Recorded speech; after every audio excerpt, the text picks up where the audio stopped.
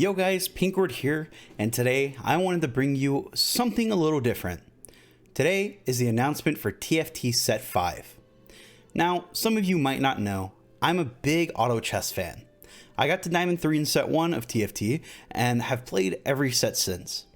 It's exciting that I'll be able to show you guys what the dev team has been working on. With that, I like to say this is still a work in progress, and won't be out in live for a couple more weeks, so stay tuned for that. Well then, let's get started.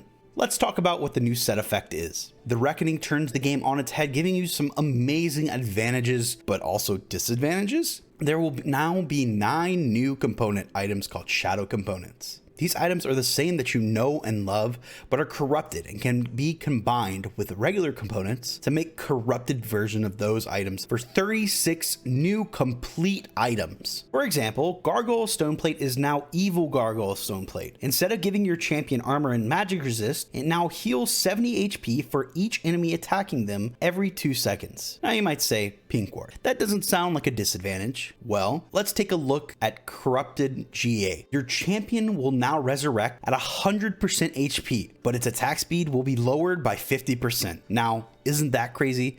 You wouldn't want to be putting these on your carries, but would much prefer being slapped on a tank with a bajillion HP. There are a lot of interesting and fun item combinations, but let's not skip over the super fun items. Spatula items. Now, there are corrupted versions of every spatula item. Though not giving you disadvantages, you're now able to get 16 different trait combination spatulas.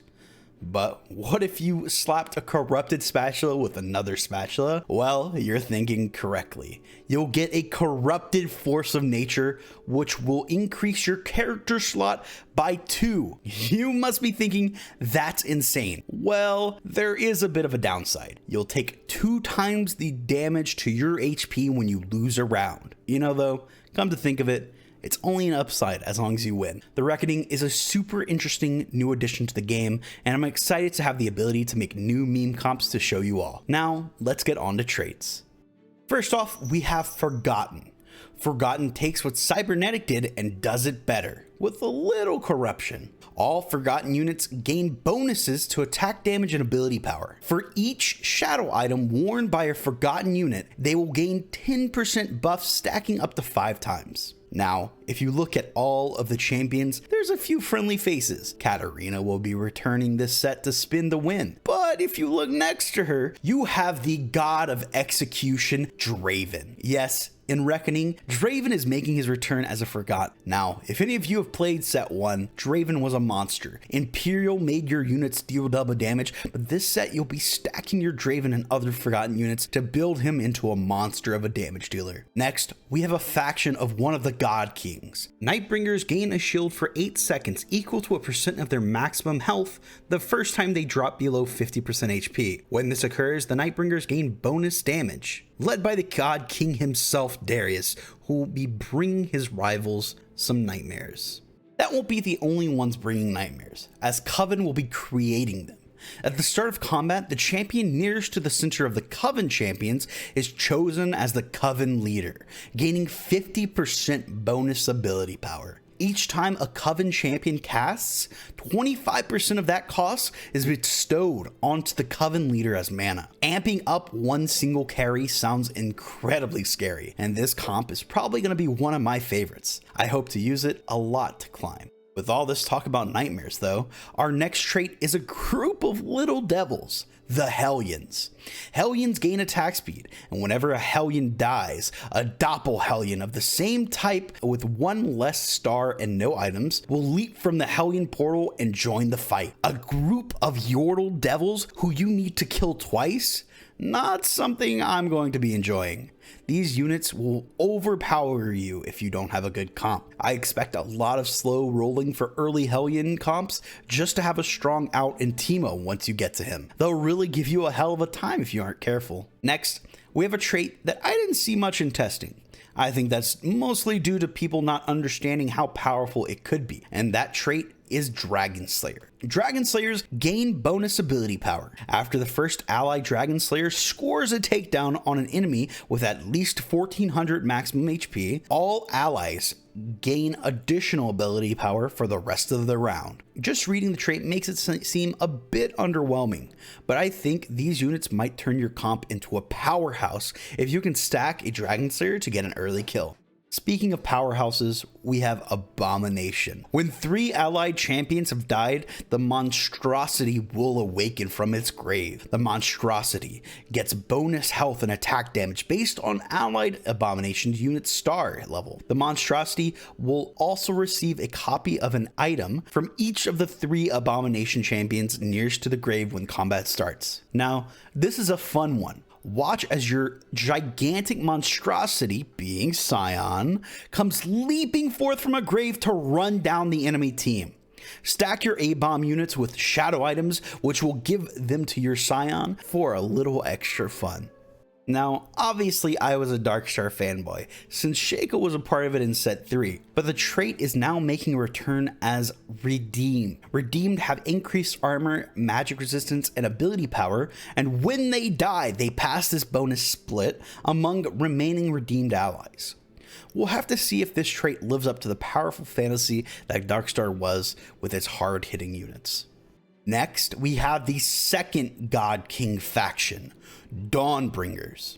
Like their counterpart, at 50% HP, your Dawnbringers proc an effect. Dawnbringers rapidly heal some of their maximum health for the first time they drop below 50%. When this heal occurs, all allied Dawnbringers gain 10% bonus damage. These units are led by the God King Garen, who will shine a light on all of his rivals. Verdant is next, and it's pretty strong. Champions that start combat adjacent to at least one Verdant ally are immune to crowd control for a duration. Now you have Tarek giving huge AoE heals, Ashe with her map-wide ultimate, and Kale with her swords falling from the sky. All 3 units are incredibly valuable. I could see them being a part of mini comps, not even needing the Verdant buff to be strong. Now, every set has its fun Snowball Gold comp, and Draconic is just what that is.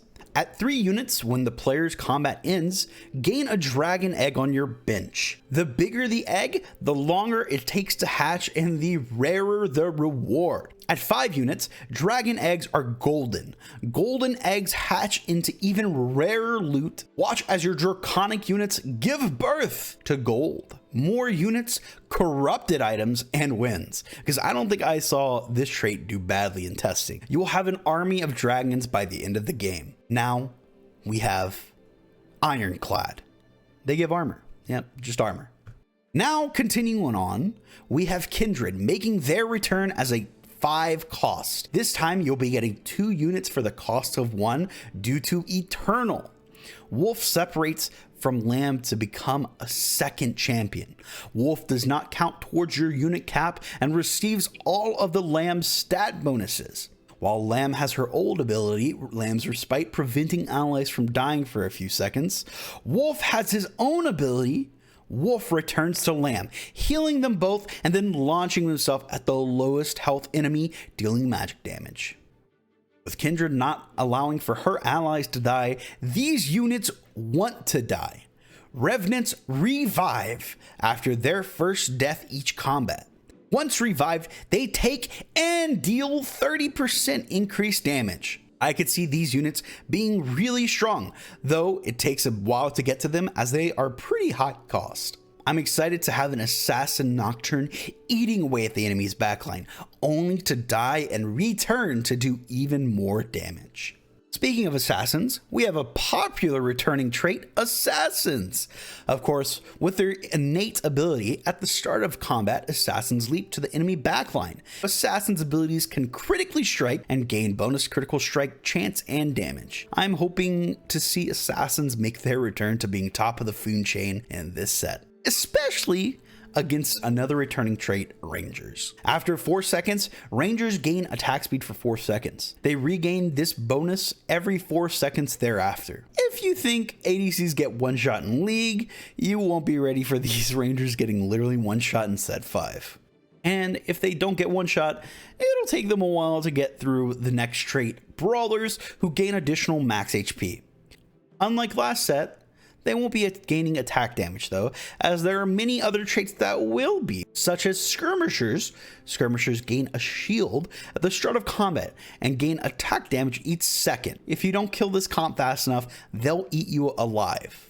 Or, well, dead, seeing as Riot will be bringing Viego as a Skirmisher and Assassin. The Soul Eater will be a 5 cost, so try to destroy this comp before they're able to snatch him up. Maybe you'll be able to survive the onslaught of Skirmishers with some Legionnaires?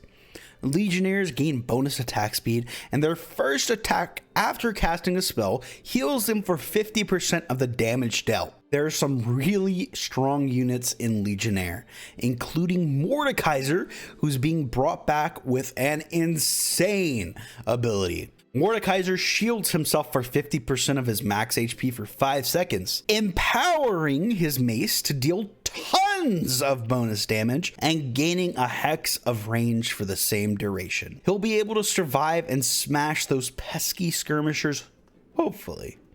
Next, we have a pretty strong trait that I think will be ran pretty often as of 2 of.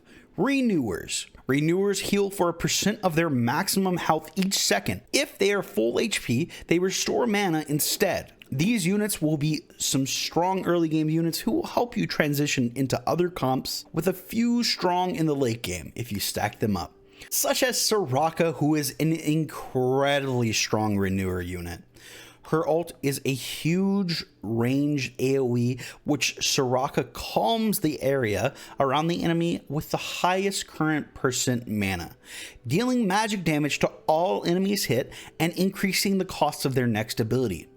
I saw so many Sorakas literally carrying and testing, and it's going to be a scary sight to see when it comes to live. Now, you all remember Star Guardians from back in set 3. They'd give mana to one another and be eternally annoying, spamming abilities back and forth. Well, that trait is making a return in Invokers. All allies gain extra mana from basic attacks. Now, there aren't too many magic casters in the set, but coupled with our next trait, Spellweavers, it might set your enemy up for a bad time. Spellweavers have increased ability power and get bonus ability power anytime a champion uses an ability, stacking up to 10 times. Now, every set needs a front line, and what couldn't be better than having a bunch of knights to guard your team? All allies block a flat amount of damage from all sources. Yes, knights are back, but this time they won't be the only tanks in this army, as we also have Cavaliers. These units have an innate ability. Cavaliers charge quickly towards their target whenever they move.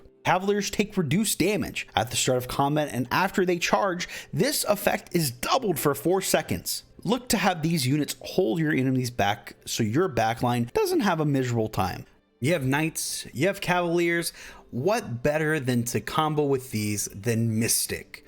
All allies gain magic resistance. Of course, Mystic is coming back, giving you a little MR to help against all that magic damage in the game.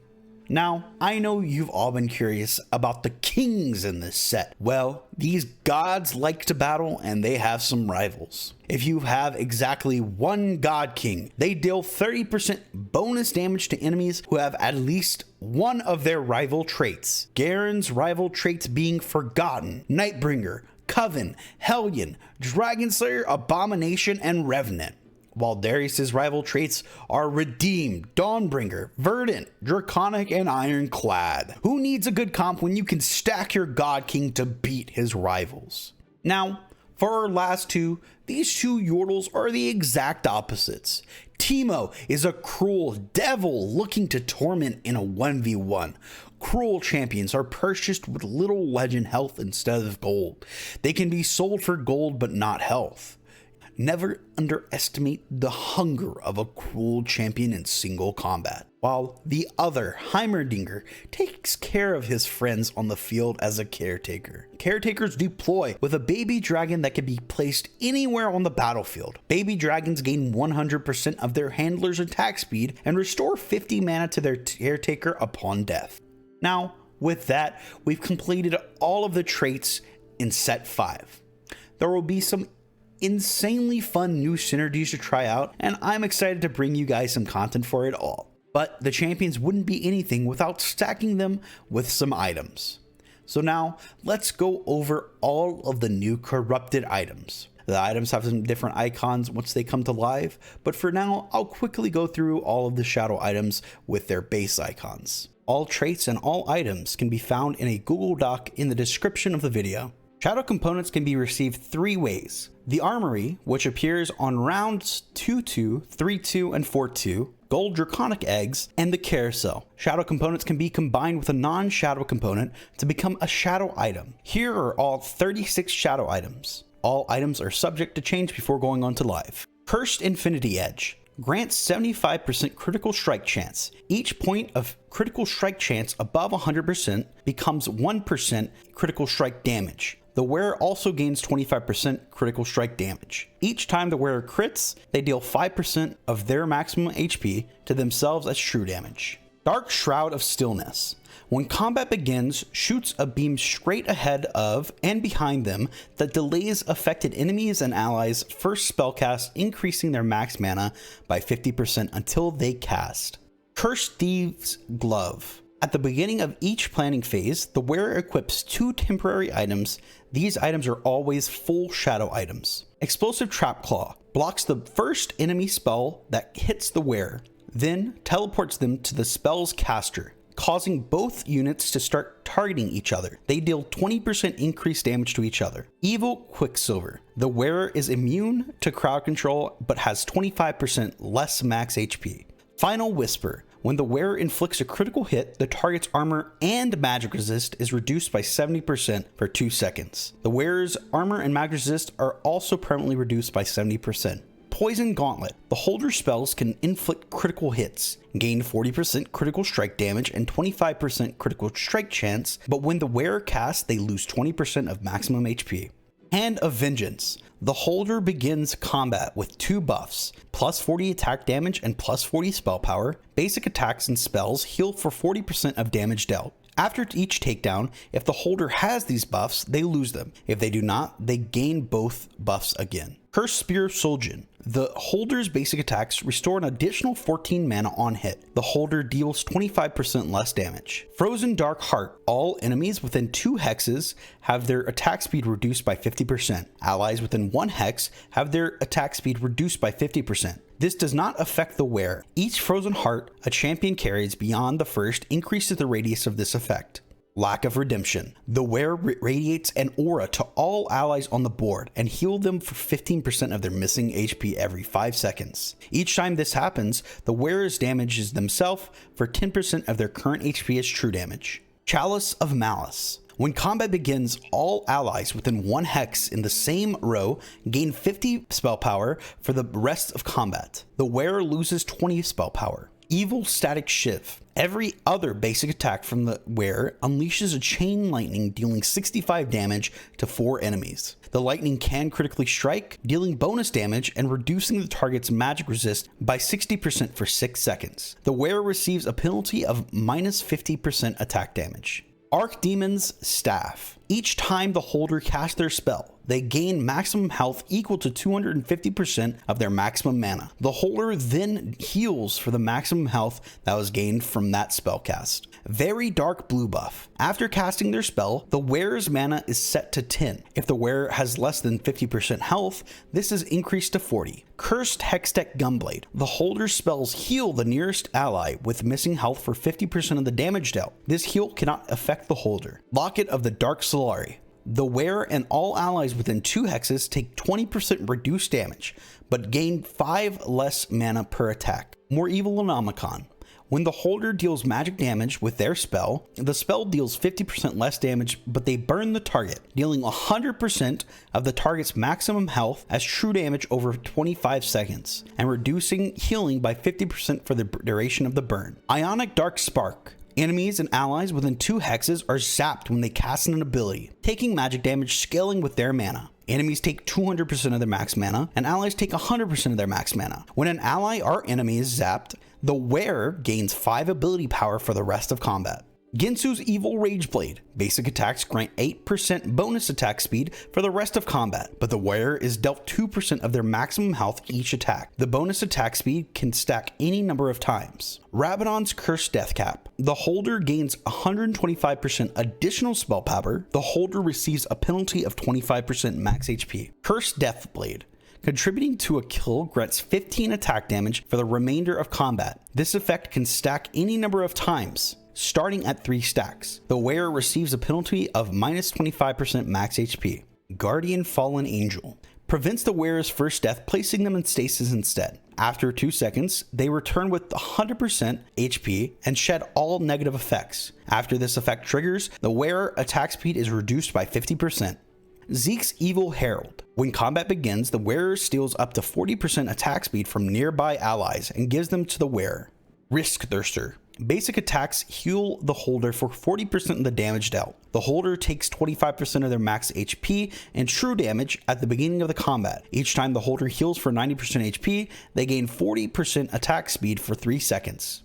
Evil Giant Slayer. The holder instantly executes enemies they damage who are below 10% health. If the target has more than 1750 maximum HP, the execute threshold is increased to 25% health. Titan's Explosive Resolve. When the wearer takes damage, they gain a stack of explosive power for each point of premitigated damage taken. This effect can stack any number of times. When the wearer dies, they explode, dealing true damage equal to 20% of their explosive power to all enemies within 1 hex. ZZ Rot Dark Portal. When the wearer dies, a construct with 500 health arises to continue the fight. When it dies, it deals 777 true damage to enemies within 1 hex. Runan's Evil Hurricane. Basic attacks fire bolts at 2 nearby enemies, dealing 60% of the wearer's attack damage. These bolts can critically hit but do not apply on hit effects. Eclipse Cape. Every 2 seconds, a random enemy within 3 hexes is burned for 25% of their maximum HP over 10 seconds. Any healing they receive is reduced by 50%. The wearer is also burned for 4% of their max HP. Warmog's Poison Armor grants 1500 bonus health including components, but the wearer loses 100 HP per second. Explosive Zephyr. When combat begins, the wearer summons a whirlwind on the opposite side of the arena that removes the closest enemy from combat for 8 seconds. The wearer is also banished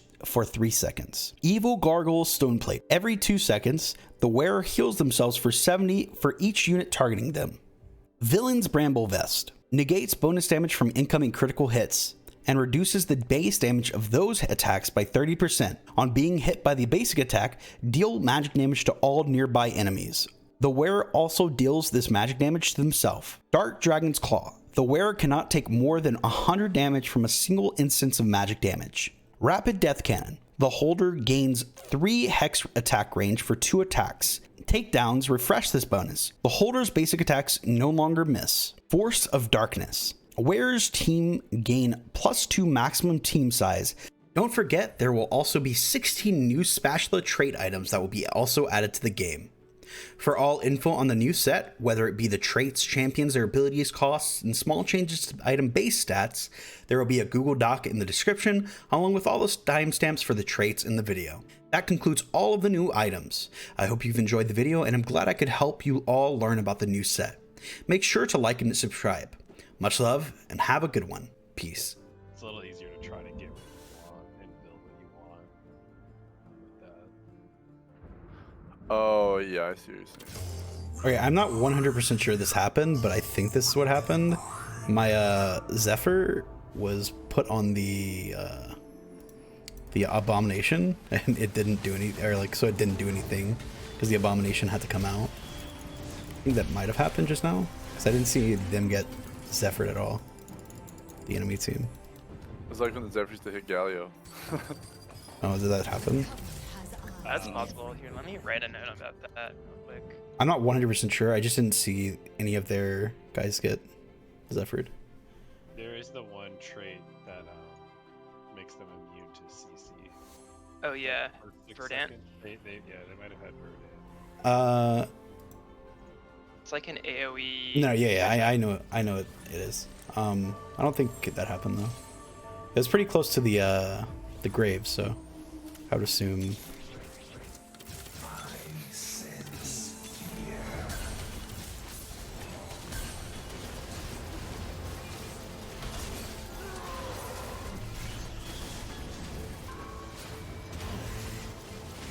Is this group in a game, or are you waiting in the lobby? We're currently eating. Found myself in a lobby with 5. I don't know who. I don't know, or 7. I don't know who I'm Probably, with. it's probably the EU folks. Oh, okay. Since you're in Okay. issues. Going back to the thing on the Nocturne and Runans. Oh, never mind. I have a lot of crit. Maybe that's why that's happening. It just looks like he's doing it every auto attack. Since Runans might proc like 2/3 of the third attack on Umbra. Sure. Embrace the night.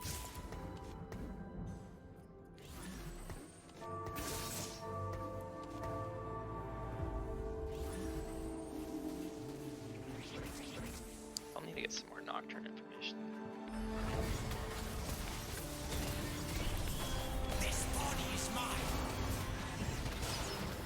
It actually just might be the crit animation being weird.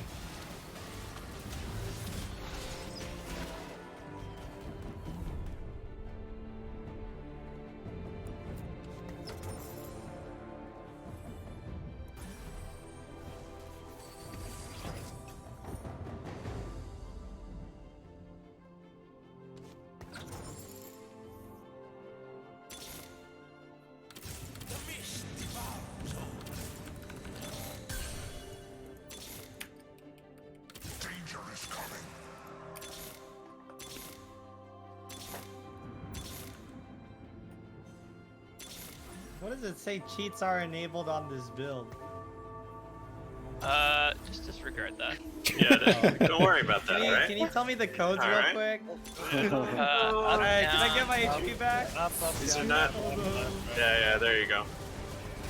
These are not the cheat codes you are looking Don't worry Cheats about are that. there. He needs them quick. for. This is you. Yeah, there is a like a cheat code pull up. So you know, for us, for example, if we want to get a screenshot of a certain comp or anything, right? You can just put it through there. But that would ruin all your fun, you know. So Yeah. you can just build your team comp whenever you want. Oh yeah, you can just give yourself like 9,000 gold. What is SW? What is this? W? You can also. What? It's just also, SW. like, I think it's Is a this trait. in the debug? Is this in the debug text? No, it just it's says the SW character on the item. Oh, yeah, just I'm pretty sure it's a spatula item. show. Yeah, that sounds right. I saw it when I right clicked the spatula. Spellweaver. Okay. I don't need that.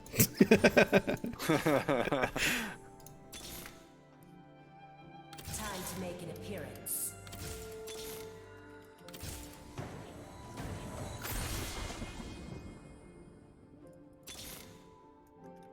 Every life ends with us. I see things clearly.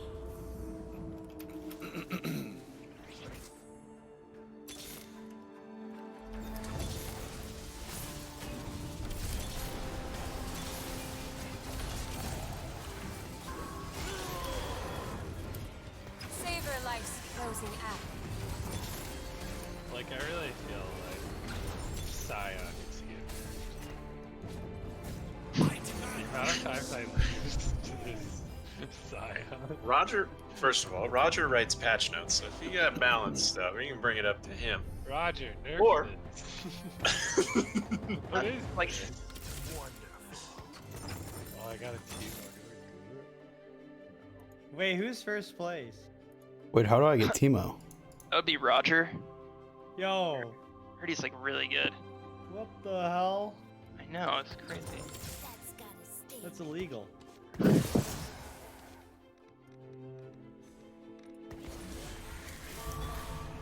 I just want to read what all the negative stuff on the shadow.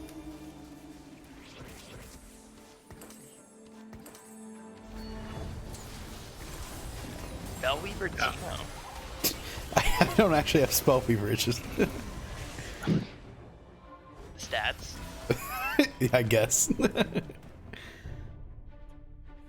Wait, next game I want to do that dragon build. What's that? Like the Draconic? egg? Yeah, what is that? Yeah. Is that like It's the new fortune. He's the new fortune, much. right? Oh. Yeah. It's a little bit, yeah. So what happens is that every round you get an egg, or almost every round, or some rounds like the eggs level up, or it kind of varies. But essentially, what happens is as you play, your bench slots get taken by eggs, and then eventually they hatch. So they kind of go, if you remember Pirates way back in the day, or actually kind of like the what's they called? What's the ones happening right now? The Lucky Lanterns. It's like the Lucky Lanterns, right? Where it like shows up like items on your thing, and then oh yeah, Fortune's the same. So you go through, you pick them up, and they'll give you gold items and Draconic champions specifically. So at least that's what I saw when I ran it. And so at the end, what essentially happened is I got a bunch of 3-star Draconic champions. That's kind of how it played out. I'm sure I did it poorly, and there's other ways to do it. Like, probably don't have to spend as much because you're getting your champions through the eggs. There's probably a way to like econ it correctly. I also combined it with Skirmisher, and I don't think that's right either. I think there's. So it doesn't matter if you win or lose, right? It just doesn't passing matter. there. No, but they're taking bench slots, so it's like Ah. how's can you be strong? And so there's still a cost, I guess. It definitely that first game we played, I stabilized it 2 health. One for a while before getting taken out, so it was definitely dicey. Nightbringer seemed good though. That was the. And if you have 5 other than 3, they're much better. You get much better rewards. For the Fortune, I guess now that they get the same champion over, it's harder to like pivot out of that. Were you not a fan of like Fortune just hard pivoting late game or what? Like as a game design decision, that's a good Mort question. Not sure the exact reason for the changes. That's a good question for Mort. I can pass over.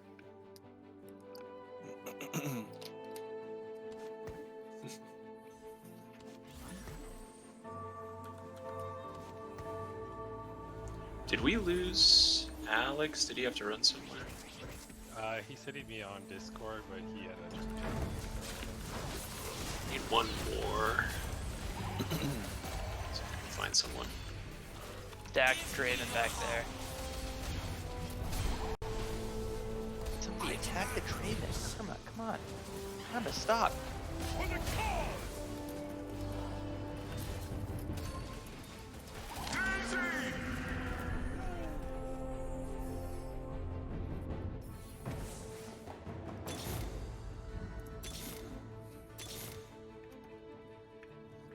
So how do you get a 3-star 5 cost?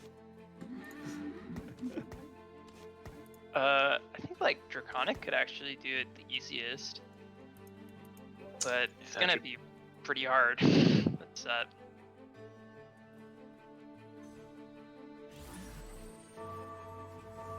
You pray to Mort. No. He blesses your roll him. Yeah. There's Nico's help is still gonna be in this game, I think. Now I'm doubting myself. That's the other thing that comes out of Draconic eggs. There we Nico's go. eggs. Or Nico's Yeah, Nico's So help. that's the way you can get Many words. So the Draconic is Udyr set, Zyra, I don't know the 3rd cost. Ash is the Oh, 3 cost, I think. Heimerdinger. Oh, okay. And then Heimerdinger. Heimerdinger's the 5 cost. There is a 4 cost, I think. Or Ash is the 4, and No. There's only 2 3s. oh, there's 2 3s. Okay, Yeah. there's no 4. Yeah, so 1 is yeah. Ah.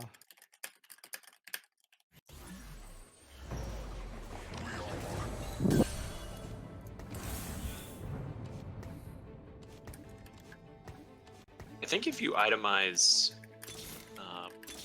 Udyr well, I think he can be a pretty good 1 cost carry too.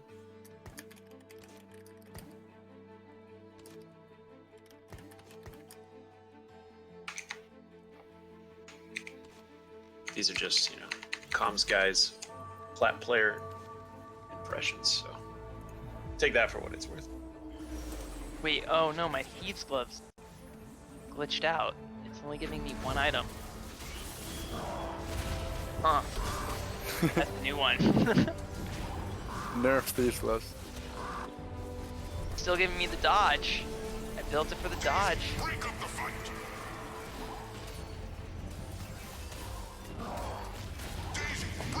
What? That should have been another Daisy. That's kind of dumb. If Ivern gets CC'd while he's summoning Daisy, he won't summon Daisy. Ooh, let me jot that down.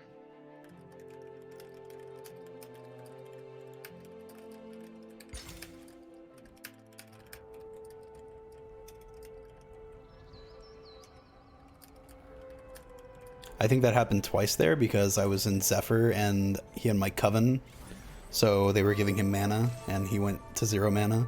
Then he got CC'd again in the same fight.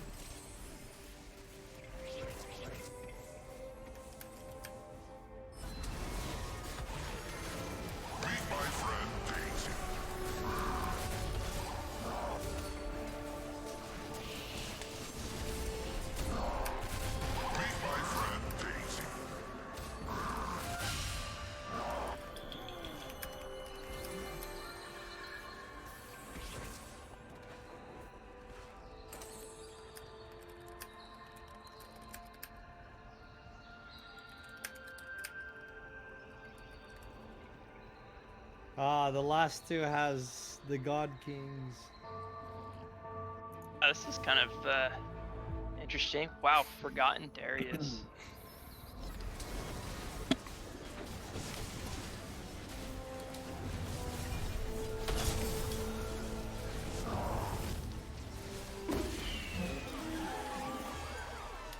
I really like Rael's ability. It seems really strong.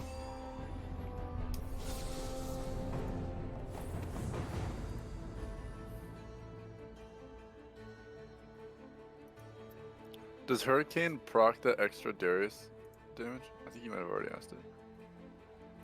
I mean, not Darius. Nocturne? No, Draven. Sorry.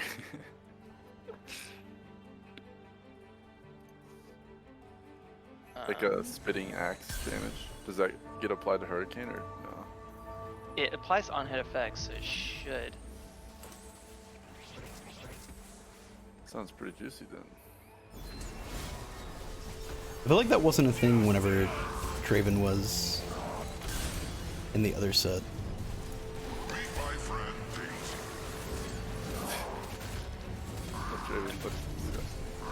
Told that this Draven is actually like a little bit weaker, but his traits are better.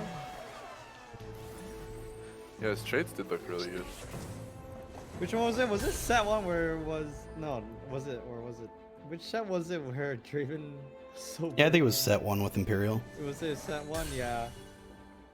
Oh my god. Yeah, it was that one. I don't know if Hurricane was in that set, was it? I don't remember. Dude, what was it? I like stacking rapid fire cannon on graves with silence and Oh, that was so sick. Actually, like Hush. red drop.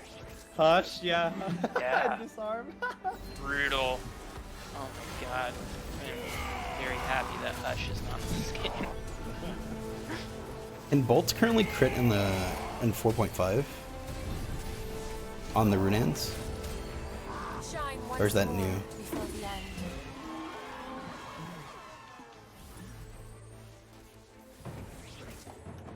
I think they can crit in live. Alright, I gotta. What's going on here? Oh, Why they are you can. They killing can. me so much.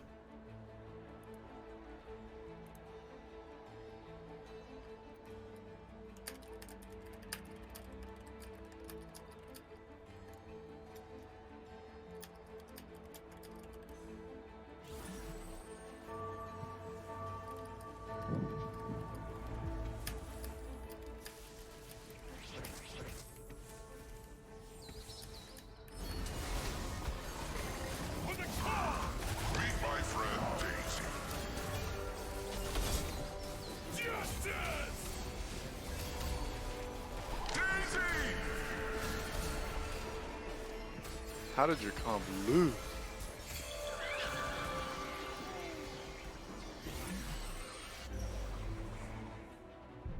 God, this game's too toxic. This Thirster doesn't seem like it has really bad negative. I guess it's max HP? No, it's just a little bit of damage they heal back with an auto.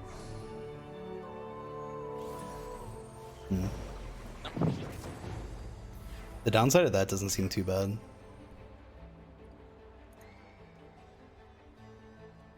But then again, no one's running Bloodthirster in 4.5.